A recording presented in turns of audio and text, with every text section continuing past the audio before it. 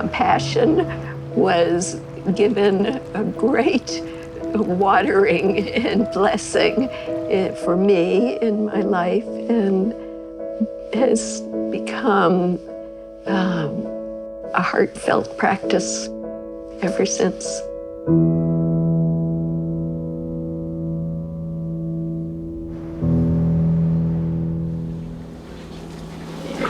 Thank you so much. That's beautiful. You have a great day. Yeah, you too. All right. Okay, bye. I knew about Anna Cox long before I met her. I had heard about this woman who was doing meditation and Buddhist work in prison, and I just thought, oh man, I've got to know this person.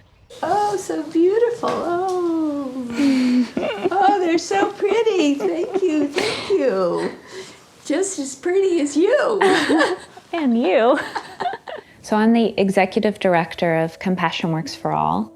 We're a prison outreach organization. The founder of the organization, Anna Cox, really has this incredible vision. She comes from the Tibetan Buddhist tradition, and so she has this focus on compassion, which is touching other people's suffering and alleviating that. I got a letter from a man in prison on death row, Frankie Parker, and he said, I see in the newspaper that you do a lot of teachings on death and dying. Would you please teach me how to die? I want to be ready for my execution. So I wrote him back, and I went down to death row. After Frankie was executed, I began going to a number of the other prisons, and I was pretty busy for a lot of years. Anna became the closest person to me in my entire life while I was doing my time at Cummins Prison. She was already very much in my life through letters. It was just icing on the cake for her to come to our chapel. She led the meditations there. Christopher Davis came to a meditation group. When she came in, I remember I was bowing and doing this because I didn't know what to do. But I was just so excited that she came. Christopher had tried many addiction programs, but had addiction issues. You know, I started using drugs and drinking to excess when I was about 12, and ended up landing in county jails all over the country. I was really afraid to get out. The first job I got, I only applied that one place. He got a job at a flower shop, and he got involved with Compassion Works for All, writing letters to help the people that were still behind bars. He talked about it a lot. I was impressed that an ex-offender, somebody who'd done time, was investing so much time and effort into helping others. He has been writing to hundreds of people around the country faithfully. His health is poor, and yet he keeps writing. He still writes letters every day. The reason that his work is so important to the organization is because he's the guy who says, I have been there. When you're in prison and you don't have anybody out here,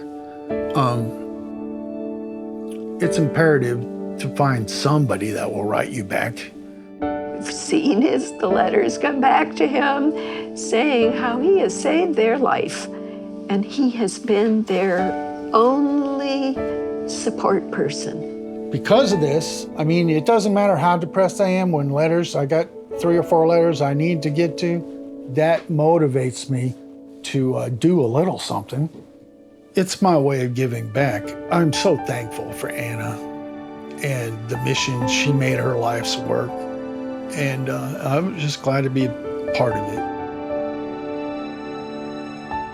The ripples from Compassionate Hearts spread out, and they become the healers and the change agents. Okay. Hey, Hey. how's it going? Good, how are you? I'm great. Good. You ready to go? Yeah. Okay.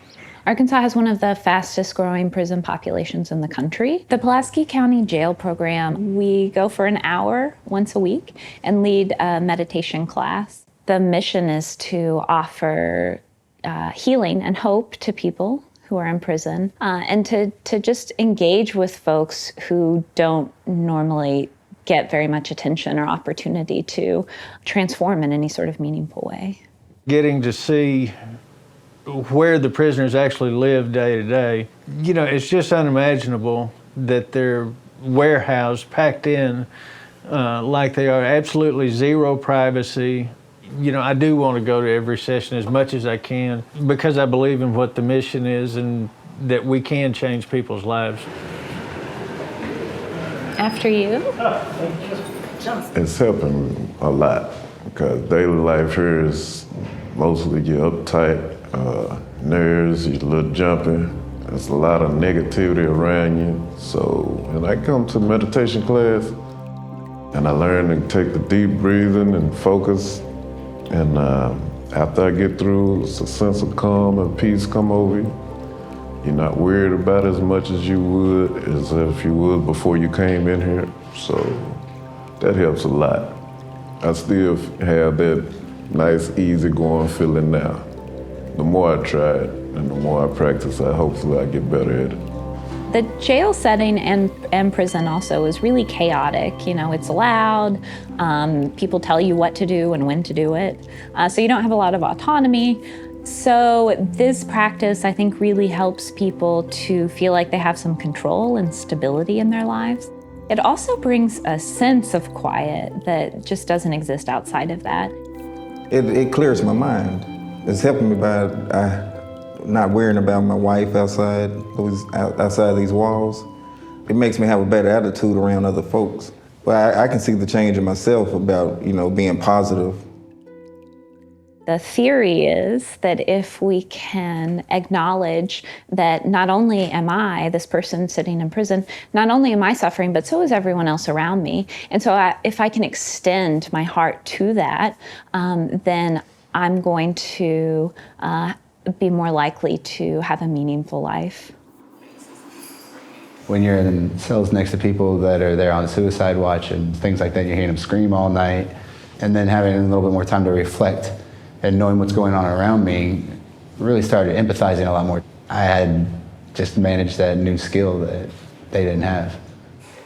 The ones that I see that are coming through this program, I do see a change in behavior. It gives them time to sit and think how to handle other situations or how to face, because a lot of these guys are facing lifetime sentences and everything. So it gives them time to think before they react. So I would recommend it because it's showing them a different way of handling issues and situations.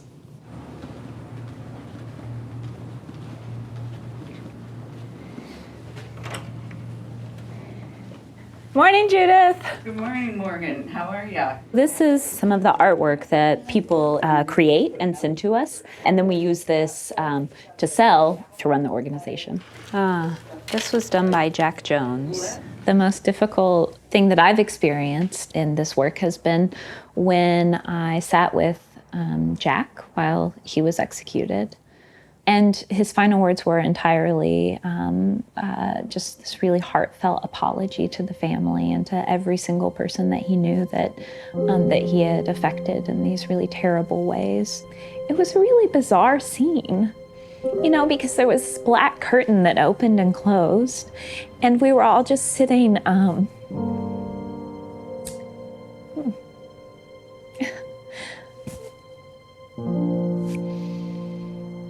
We were all sitting in this very small room, and Jack was on the other side with a glass pane. And it was so sterile.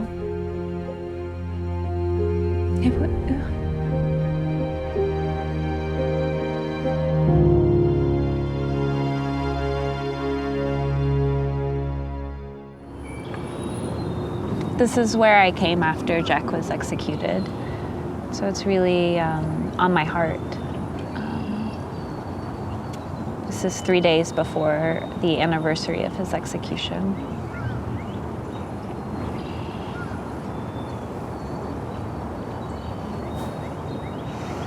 when I come home, the day's not over because I'm still feeling the kind of the tremendous impact that the prison system has on people.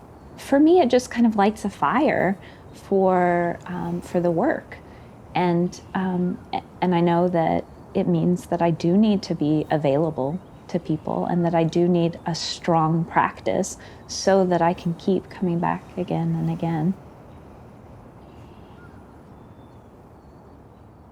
I hope that it helps you to know who I am, and therefore allowing me to be an asset to you, as Anna is not able to help folks any longer. Anna Cox got sick a few years ago and had to completely retire from, really from the world. I have a type 1 diabetes that happened because of a virus that hit me about 4 years ago now. I can't be in the world in the same way. It has impacted my capacity to hold everybody in a place that I just rest with all of them in this human condition. Any moment, death can come.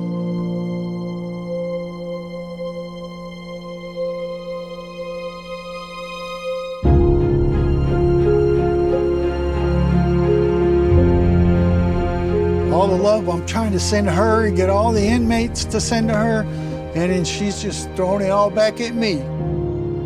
I love you, Anna. I hope you stay well.